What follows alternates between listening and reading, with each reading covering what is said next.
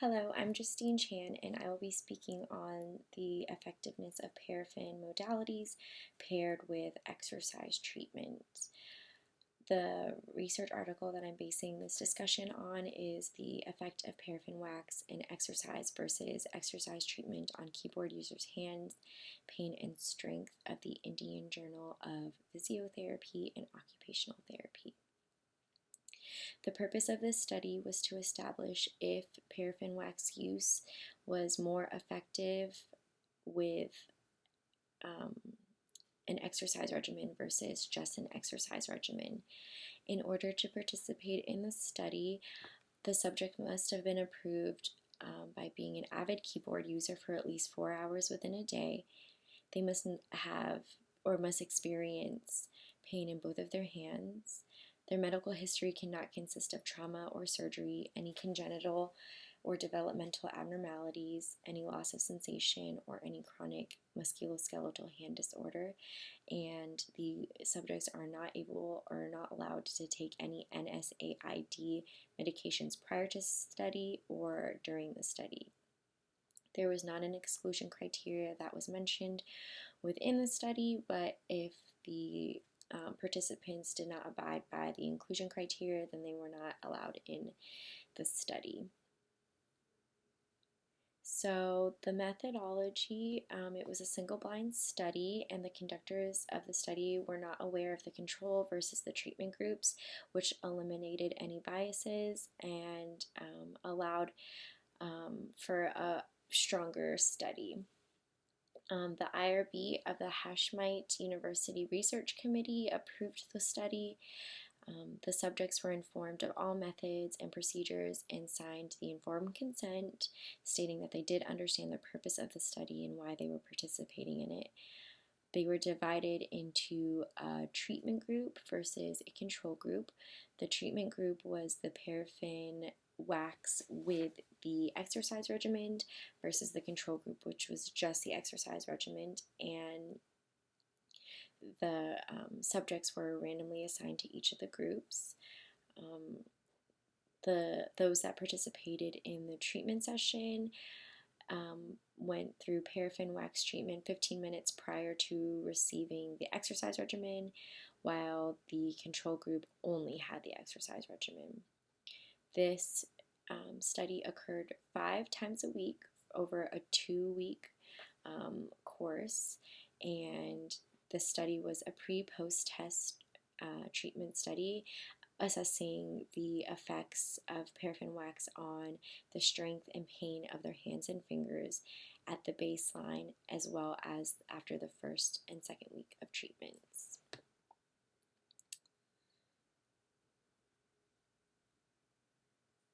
Like I said before, there were 33 participants that participated in the study.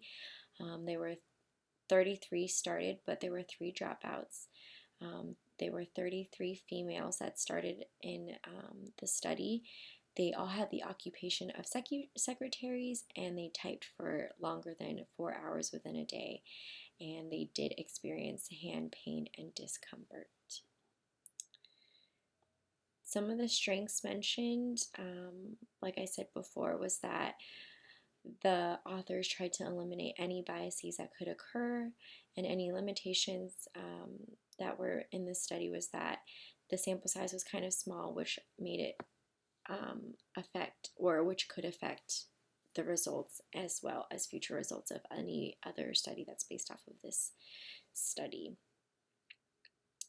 Now for the statistics, there were 3 outcomes of interest, and it was the pain scale, the finger strength, as well as the hand strength.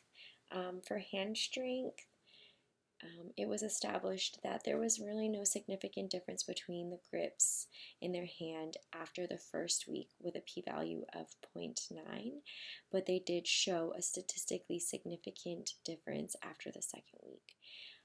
But there was no statistical difference found between the control and treatment group at both the first and second week.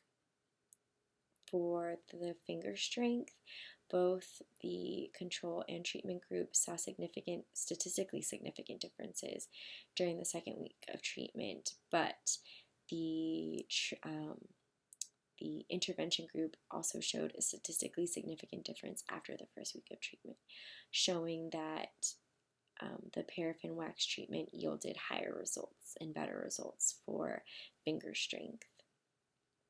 And lastly, pain. They used the visual analog scale, and the treatment group showed a statistically significant difference after the first and second week of treatments with a p-value of 0.01, while the treatment group the control group showed statistically significant differences only in the second week, which also yielded results that the paraffin wax treatment group showed better improvement in pain. Overall, the authors established that this was a beneficial treatment in association with occupational therapy. It's a cost-effective modality that can be used at the convenience of these clients' homes. They established that this paraffin wax did relieve pain and discomfort while ultimately improving the strength of the hand and the fingers of these subjects. If they combined this modality with exercise, it allows for faster relief of pain and improvement of strength in fingers, which is what we want. As occupational therapists and OT students, we learned that our goal within our profession is to improve our clients' quality of life, and this is a great way to start doing that. This is something that gives these patients, based off these results,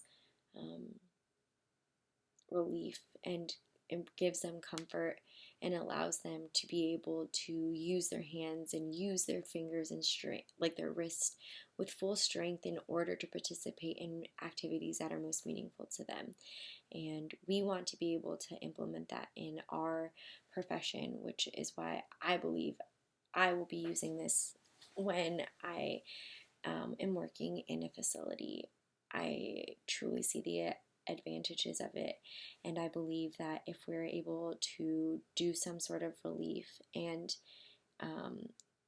at the same time simultaneously improve the strength, then you are ultimately improving the independence of these individuals. And that's what we want to do, is to improve the ability for these clients and these participants of populations of this sort, and even further out. We want to be able to promote independency and promote their well-being. And with this information, it's clear to see that this paraffin treatment is beneficial to those that we will treat now and in the future. Overall, I do support this method, and I do find it to have true benefits in occupational therapy. Thank you for watching my presentation, and I hope you enjoyed it.